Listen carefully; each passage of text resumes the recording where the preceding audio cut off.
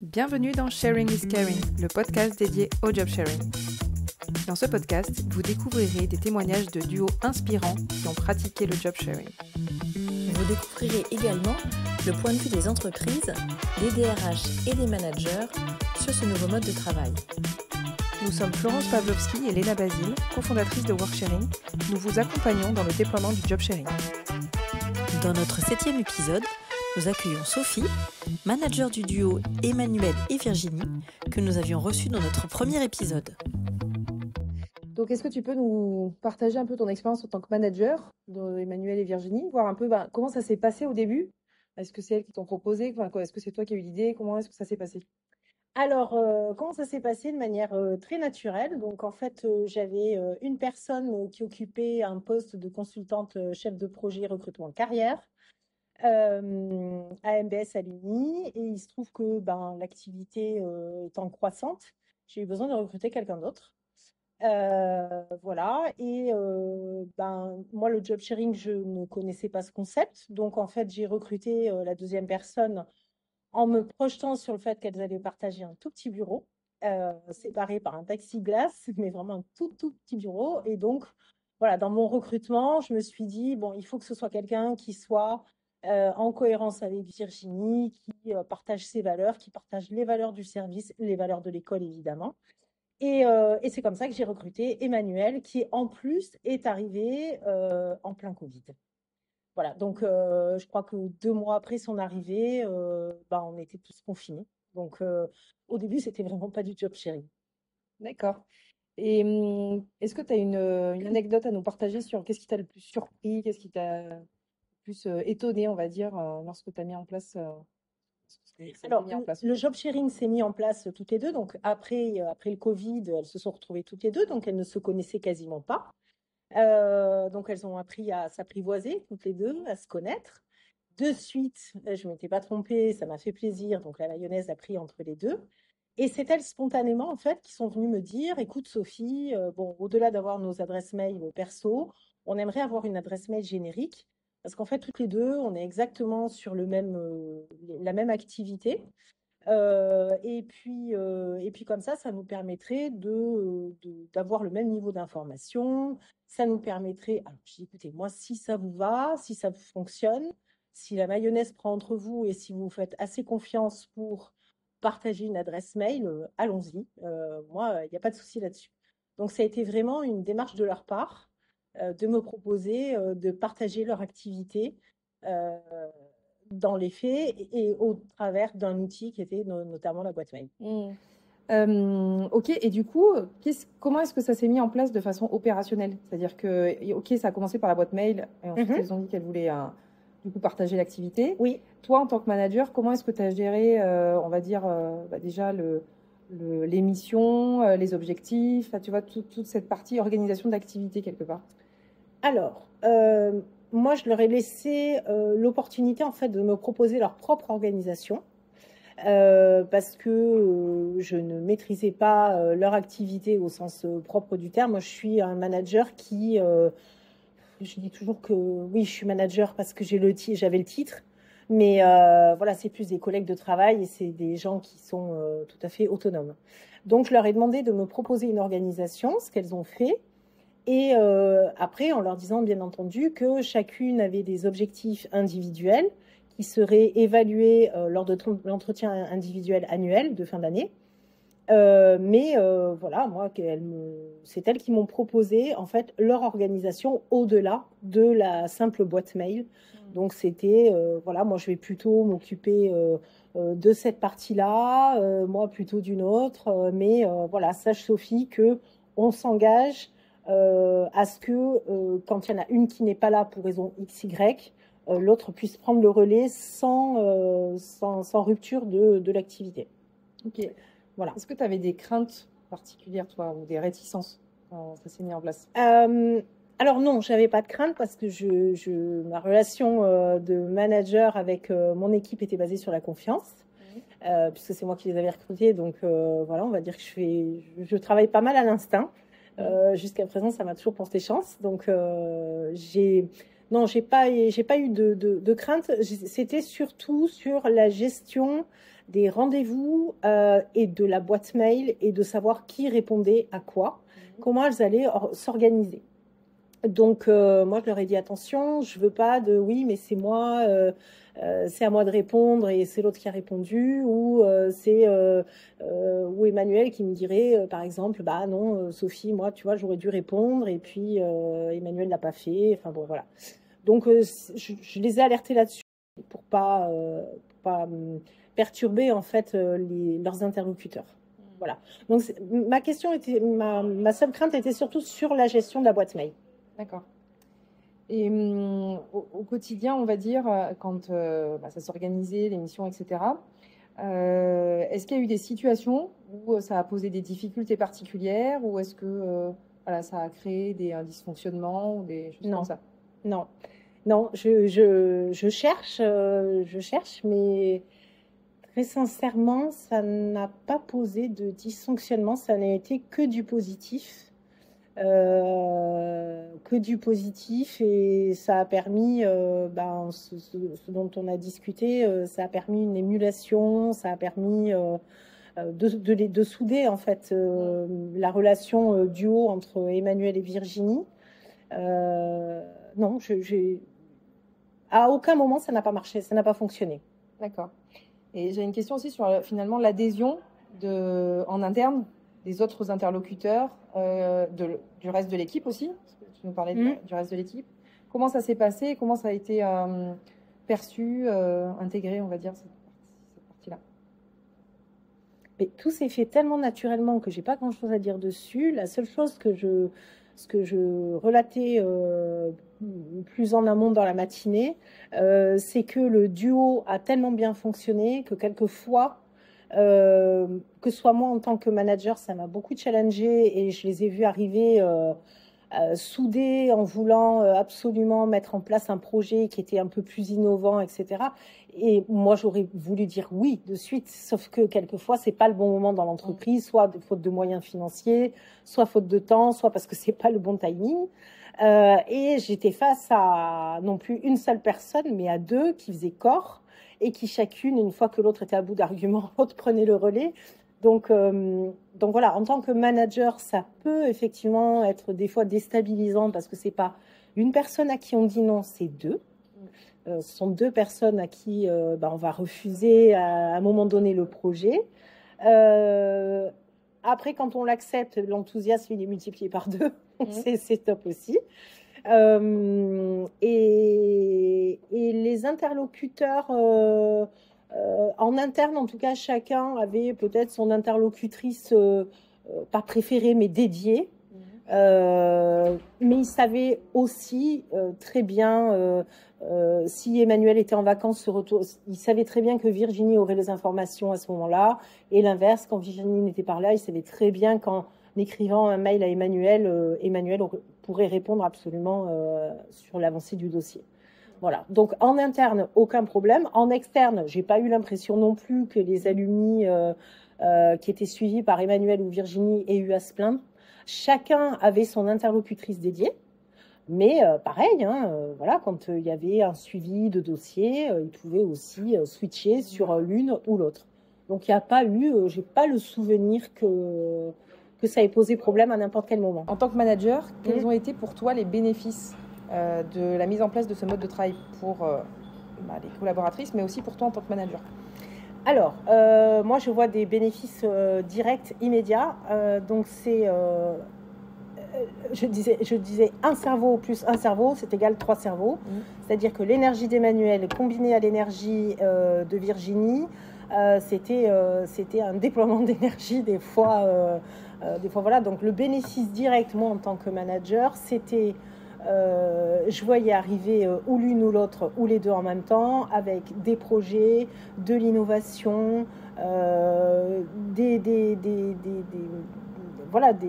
des salariés qui phosphoraient, des collègues qui phosphoraient, qui se posaient des questions et le questionnement de l'une faisait émerger des idées chez l'autre. Et voilà, donc alors vraiment le bénéfice direct en tant que manager d'avoir toujours un pôle en fait d'innovation, voilà, ça phosphorait tout le temps. Ça, voilà, pour moi, c'est essentiel. Parce que j'avais besoin, moi, que l'équipe, en fait, soit assez autonome pour me proposer des projets. Des fois, c'était oui, des fois, c'était non. Mais en tout cas, ils avaient tout le loisir de l'exposer. Donc, bénéfice vraiment direct sur l'équipe. Voilà, en tant que manager, c'était ça. Et pareil, hein, au sein de l'équipe, ça veut dire que voilà, ça faisait émerger, ça pouvait aussi être un moyen de tirer les autres membres de l'équipe vers le haut, même si elles n'en avaient pas forcément besoin, mais il y a des moments où... voilà, et pareil aussi, quand il y a une petite baisse de régime dans le duo, j'ai eu de la chance, c'était jamais en même temps. Donc, quand c'était Emmanuel qui était en baisse de régime, Virginie était au top. Donc, mais non, t'inquiète pas, Emmanuel, on va faire ci, on va faire ça. Et à l'inverse, quand c'était Virginie, c'était Emmanuel qui prenait le relais. Mais non, Virginie, t'inquiète pas, voilà. Et des fois, il y avait une qui avait un problème et l'autre lui trouvait la solution parce que forcément, elle était peut-être avec un regard un peu plus extérieur. Donc, en fait, voilà, il y avait une auto-alimentation des idées et une autorégulation des problèmes. Donc, en tant que manager, tout bénéfice. Ouais, tu dirais que ça t'a fait gagner du temps? Oui. Ouais. Du temps, de la bonne humeur, de la cohésion et une cohérence dans les missions, en fait. Voilà, une cohérence dans les missions.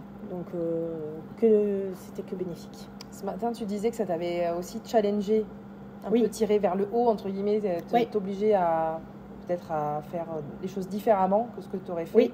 si elles étaient seules. Qu'est-ce que... Eh bien oui, parce que ce que je te disais, c'est que c'est plus difficile de trouver les arguments quand tu es face à deux personnes qui ont construit ensemble leur argumentaire et qui veulent défendre leur projet, qui veulent défendre sa mise en place et qui savent pourquoi elles le font, etc. Et c'est plus difficile d'y résister quand il faut y résister parce que, bon, elles me connaissent, 3/4 du temps c'était oui et avec grand plaisir, mais il y a quelques fois où malheureusement il y a des choses qui étaient indépendantes de ma volonté, j'étais obligée de retarder en tout cas le projet, j'ai jamais dit non, mais j'ai retardé le projet. Et c'est là où c'est challengeant pour un manager, c'est que c'est presque à 3 personnes qu'on dit non, c'est Emmanuel, Virginie et le duo. Et justement, c'est intéressant cette notion de siamois, de fusion en fait. De fusion. Ouais, souvent on a des duos qui se disent fusionnels en fait, et ça va même au-delà de l'environnement professionnel d'ailleurs souvent. Et d'ailleurs, c'est des jeunes femmes qui sont restées amies alors qu'elles ne font plus partie du même service. Ouais, donc ça ne m'étonne pas parce que c'est souvent le cas. Ouais. Est-ce que tu vois, toi, justement, par rapport à ce côté fusionnel, des limites au fonctionnement interne, que ce soit dans l'équipe, dans l'écosystème ou avec toi en tant que manager? Alors, là, en tant que manager, là où il faut être très vigilant, en plus, on était une petite équipe, c'est que ce duo ne se constitue pas comme une sous-équipe dans l'équipe et s'auto-alimente et vive quasiment en autarcie au sein de l'équipe. Parce que, de manière naturelle, hein, sans y réfléchir, sans penser à mal, mais ça fonctionne tellement bien entre elles que finalement, voilà, c'est facile d'aller. Elles s'autosuffisent, voilà, peut-être en oubliant qu'elles sont dans l'équipe. Donc, moi, j'ai été vigilante là-dessus, on n'est jamais allé jusque-là. Mais je pense qu'en termes de management, c'est un point peut-être de vigilance à avoir quand on a un duo qui fonctionne très bien, et encore, je le répète une fois, avec du job sharing à 100%, avec 2 personnes qui sont du lundi au vendredi, en face à face, dans un petit bureau, et qui partagent absolument tout, y compris peut-être les activités extra-professionnelles au sein de l'école, la chorale, voilà, donc vraiment, ça allait bien au-delà de leur relation professionnelle. Donc, il faut, voilà, en termes de management, c'est ça. Et après, on était sur les limites. Les limites que tu vois pour justement ce côté, parce que finalement, c'est un prérequis d'être dans l'alchimie. Complètement. Sinon, ça ne fonctionne pas. Et en même temps, ça peut créer effectivement des freins ou des limites ou des risques Des risques, alors moi je ne l'ai pas vécu du tout, mais j'imagine aussi que si le duo à un moment donné se ligue contre le manager, j'imagine que ça doit être très compliqué pour le manager. Moi je ne l'ai pas vécu, donc, mais j'imagine très bien que si mon duo de Virginie et Emmanuel s'était ligué contre moi, ça aurait été très difficile parce que voilà, là, on se retrouve seul et il y a une vraie force qui se dégageait de ce duo. Donc, ça a toujours été dans la force positive. Je les en remercie. Mais j'imagine qu'à l'inverse, un manager face à un duo qui se ligue contre lui, compliqué. Très compliqué. Par rapport à cette expérience, est-ce que, j'ai une question, c'est est-ce que demain tu recommencerais avec un autre duo dans cette expérience ou ailleurs, hein? Alors, oui, je recommencerai, mais pas forcément en ayant l'idée de créer un duo de job sharing, en tout cas à 100%. Voilà. J'imagine qu'en temps partagé, il y a de l'espace pour le duo de s'exprimer. En job sharing 100%, je ne partirai pas en me disant je vais faire du job sharing 100%, voilà, c'est mon objectif. En revanche, si deux personnes sur la même activité, j'essaierai de... Si je vois que la mayonnaise prend, qu'il y a une alchimie et qu'il y a... j'essaierai d'inciter à faire du job sharing. Voilà. Mais je mets vraiment une grosse différence entre le temps partagé et le temps plein. Oui, temps partiel. Et le temps partiel, pardon, et le temps plein. Ok. En temps plein, je pense qu'on ne peut pas... c'est encore plus compliqué. Je pense qu'on peut y tendre, glisser, inciter, et oui, je le recommanderais, mais il faut vraiment être sûr qu'il y ait une vraie alchimie, parce que le moindre grain de sable, si le duo il n'est pas bien constitué dès le départ, et si l'alchimie elle n'a pas pris, la mayonnaise elle redescend très vite en fait. Et là, on a de la crispation et on a un repli sur soi et une désorganisation complète du service. Donc, sur du temps partiel, oui, assez facilement, je dirais, parce que et je le recommanderais. Sur du temps plein, oui, en se disant j'ai cette finalité-là, mais je ne l'imposerai pas comme un prérequis à la constitution d'un service. Ouais. Sachant que le job sharing, c'est une démarche volontariste. Hein. C'est vrai que si tu as deux personnes qui ont envie de bosser ensemble et qui ont envie de pratiquer ce mode de travail, tu as peu de chances que ça marche. Ouais, exactement. Ouais. Et si tu devais donner, parce qu'il y a des managers voilà, qui peuvent être un peu réticents ou frileux ou en questionnement, on va dire, sur ce mode de travail qu'ils ne connaissent pas, quels seraient les conseils ou les tips, les trucs et astuces que tu pourrais partager? Alors, c'est ce que je pourrais partager comme tips, c'est que de jamais oublier que le duo est constitué de deux individus très différentes et de respecter et de respecter cette individualité dans ce duo. C'est-à-dire que Virginie et Emmanuel n'avaient pas le même âge. Elles étaient assez différentes au niveau caractère. Et j'avais une manière de parler à Emmanuel qui n'était pas la même qu'à Virginie. Voilà, donc c'est toujours de faire attention, c'est que les individualités ne se diluent pas dans ce duo qui finirait par être un blob, un blob de deux personnes, voilà. Non, ce sont des individus. Donc, toujours conserver à l'esprit, parce que même si elles étaient très contentes moi je les appelais tic et tac des fois, donc voilà, tic et tac, elles étaient super contentes d'être considérées toutes les deux sur la même activité, d'être complémentaires, etc. et de tout partager. En revanche, je pense que à terme, elles n'auraient peut-être pas apprécié que je fasse pas de différence entre Emmanuel et Virginie. Voilà. Et de toute façon, ce sont deux individus différents. Donc, voilà. Comme quand on a 2 ans, enfin, ça n'a rien à voir là. Oui. Bon, je ne veux pas dire. Et ben justement, sur ce que tu nous partageais aussi ce matin sur les entretiens annuels, oui. Du coup, tu faisais une distinction, c'est-à-dire que c'était comment tu gérais justement les entretiens annuels avec Emmanuel Eh ben, tout simplement, c'est que moi, l'entretien annuel, en tout cas, ce qui est conseillé à MBS, c'est l'entretien annuel. Les 15 premières minutes sont consacrées, en fait, à la parole du collaborateur sur l'année écoulée, comment il s'est senti, comment c'est vraiment son ressenti. On le laisse la parole très libre. Et donc, forcément, l'entretien individuel, le début de l'entretien individuel de Emmanuel n'était pas du tout celui de Virginie. Est-ce que tu les faisais séparément? Ah oui, oui, c'est vraiment des entretiens individuels. Donc, séparément, pas le même jour, voilà. Et comme on commence par comment tu t'es senti cette année au sein du service, avec moi, de manière très générale, avant de rentrer dans du détail, forcément, l'entretien individuel, il débute pas pareil. C'est pas les mêmes mots, c'est pas le même vécu, c'est pas le même ressenti.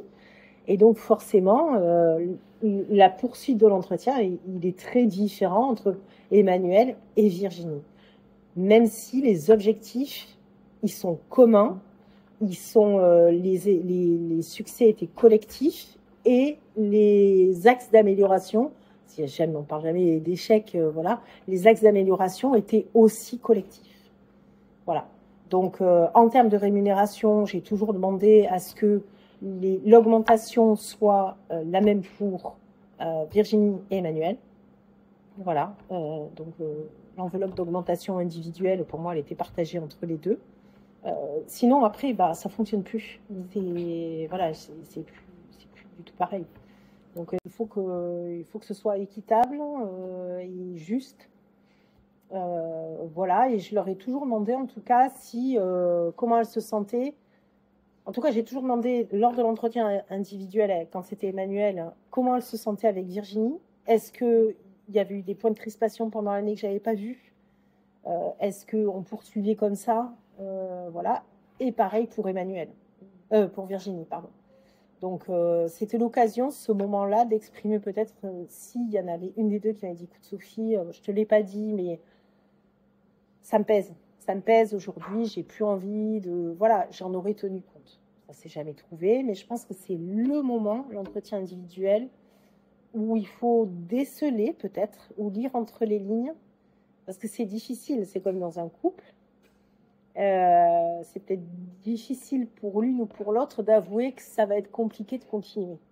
Donc c'est au manager, voilà, un conseil aussi, c'est peut-être à essayer de lire entre les lignes lors de l'entretien individuel, si c'est vraiment voulu, choisi, et si ça va continuer comme ça, ou si on sent que ça commence à se déliter un tout petit peu, soit on peut rattraper par un resto, manger ensemble, soit c'est la fin d'un duo, et puis c'est pas grave.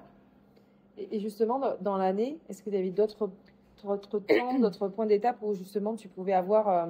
est-ce que tu faisais tout le temps les points d'étape ou les points ensemble? Ou est-ce qu'il y avait des points individuels aussi? Enfin, comment ça se passait justement dans le... Non, moi je fais toujours des points, c'était des réunions d'équipe communes. Et sur les projets suivis par Emmanuel et Virginie, c'était toujours avec les deux. Mais voilà, non, c'était toujours avec les deux puisqu'elles avaient le même niveau d'information et chacune apportait un éclairage différent. Juste, je voudrais revenir sur, ou peut-être on y reviendra après quand il y a la fin du duo. Vas-y. Voilà, donc il s'est trouvé, moi, que pour des raisons qui étaient indépendantes de ma volonté, Virginie a souhaité rejoindre notre service et je n'ai pas pu recruter, on a recentré nos activités, donc je n'ai pas pu recruter une autre personne à la place de Virginie. Et donc, il n'y avait plus de duo. Et ça a été compliqué. Ça a été compliqué alors, moins pour Virginie, forcément, puisqu'elle partait vers une autre activité, que c'était son choix. Elle avait envie de changer, voilà. Mais ça a été compliqué pour Virginie pour prendre la décision, parce qu'elle avait l'impression de trahir sa collègue. Quand sa collègue lui a dit « Mais non, mais évidemment, tu as envie de changer, vas-y. » Moi aussi, j'ai dit « Mais vas-y, Virginie, il faut y aller. » Ok, une fois qu'on a dit ça, Virginie est partie. Et là, ça serait bien de discuter avec Emmanuel. Mais moi, en tant que manager, j'ai vu comme un choc, en fait, de se retrouver toute seule dans le bureau, de phosphorer toute seule, de se dire... voilà, ça a été comme un deuil, en fait, de ce duo, de retrouver la motivation, de retrouver cette énergie qu'il y avait. Voilà, donc ça aussi, en tant que manager, il faut être hyper vigilant à accompagner quand le duo n'est plus, mais n'est plus alors que ça fonctionnait bien. Bon, quand il n'est plus et que ça ne fonctionnait pas, finalement, c'est un soulagement pour tout le monde, on n'en parle même pas. Mais quand ça fonctionnait bien et que malheureusement, il n'y a plus de duo, là, il faut accompagner cette... c'est comme un ballon qui se dégonfle, en fait. Et voilà, Emmanuelle, de manière très transparente, elle m'a dit au début, j'ai un peu de mal, je me retrouve toute seule, voilà. Donc, c'était accompagner le salarié et le collègue à reprendre, en fait, son activité en main et à lui dire, écoute, ben, ok, là, aujourd'hui, tu es toute seule, donc ça veut dire que tu recentres ton activité. Ben, vas-y, crée-la, propose-moi des choses. Enfin, de nouveau, partir sur l'innovation, la création. Et je lui dis, je t'écoute, je suis là, je ne suis pas Virginie, mais voilà, on peut en discuter toutes les deux. En tout cas, tu ne seras pas toute seule pour phosphorer dans ton coin. Voilà. Ouais, et ça, c'est peut-être important, effectivement, aussi de l'anticiper. C'est un sujet qu'on n'anticipe peut-être pas suffisamment, alors côté manager et côté aussi duo, hein, de se dire finalement comment est-ce que ça va se passer à la fin. Je ne l'avais pas du tout anticipé, mais pas du tout. J'avais toujours anticipé que, moi j'ai toujours dit aux gens de mon équipe, si vous avez envie de changer, mais allez-y, tant mieux, je vous regretterai, mais tant mieux, allez-y, je suis contente pour vous. Mais en revanche, je n'avais absolument pas anticipé ce duo. Enfin, comme je t'ai expliqué, je ne savais pas ce que c'était le job sharing, donc j'en faisais sans le savoir. Ça s'est mis en place de manière tellement naturelle, etc., que moi, j'ai jamais fait des plans sur la comète en me disant... Alors que si on m'avait expliqué le concept et si j'avais mis en place ce job sharing en toute connaissance de cause, peut-être que j'aurais anticipé la fin de ce duo. Alors que là, pas du tout. Donc, effectivement, une fois qu'on a ce concept, je pense qu'il faut en prendre toutes les dimensions. Alors que moi, ça a été de l'instinct de tout le monde, en fait, de la part de tout le monde. Ce qui est super, hein, parce que ça a été très naturel et puis ça s'est fait de façon très fluide. Ouais. Mais c'est vrai que du coup, le choc, entre guillemets, en tout cas, le moment où c'est retombé, ça peut être un peu aussi violent pour la personne qui se retrouve toute seule, en fait. Ça a été violent. Ouais, ça a été violent, ça a déséquilibré l'équipe pendant un moment. Parce que quand une équipe s'entend bien et qu'il y a une bonne communication, je dis pas un net s'en va, tout est dépeuplé, mais sinon Virginie... mais c'est vrai que voilà, c'était un élément important dans l'équipe et quand elle est partie, on était tous un peu déséquilibrés et encore plus par ce duo qui n'était plus. Donc c'était... voilà, Emmanuel a dû avoir d'autres relations avec Dominique, d'autres relations avec Coralie, d'autres relations avec moi. Voilà, il a fallu retrouver nos marques. Tu avais un slogan, une devise qui représente le job sharing, ce serait quoi? Un slogan